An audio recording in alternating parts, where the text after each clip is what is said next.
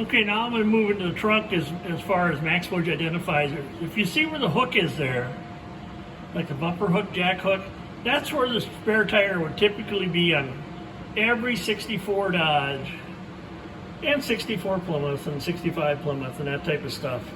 Unless it's a Hemi or a Max Wedge car in the case of a Dodge. Because on the Dodge, instead of having it there, they put it over here. And that's where your anchor goes in to hold your spare tire and all your apparatus there. And that was all in an effort to move weight to the back of the car.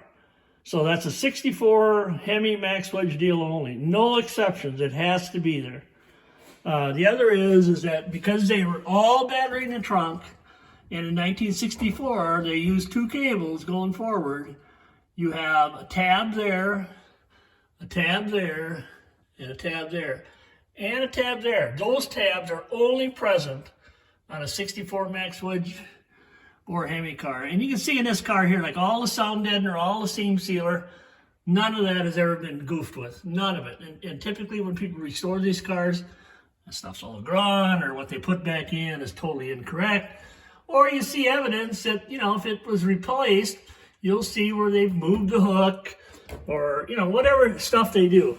Another Max Wedge identifier, and this is something that certainly can be, easily copied, but they have a drain plug in the floor, and if you look, there's 6 holes in that drain plug. The reason for the 6 holes was this battery bracket here. And what that was is an original battery would have had 6 caps, and they have vents, and then you'd have a tube off of each vent, so that would vent outside the car and not be contained inside the trunk. Original Max Wedge battery terminal, and like I say, 64 only, dual cable. 65 went to a single.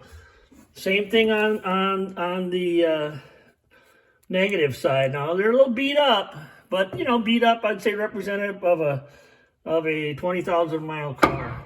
And then you got your 2 anchors that do hold it there. But then you also got the special tab here that actually holds the battery hold down.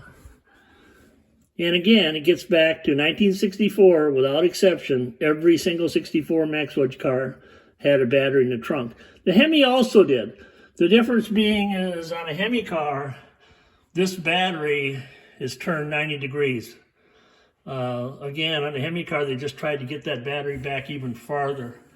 But trunk's never been touched. Yeah, it's a little grungy here and there, but never a spot of rust, and never been touched. Even to the point of, I think if I'm right, yeah, if I'm right, you can look right here, and that is the 2400 part number, that is absolutely the original trunk seal in this car. That's it.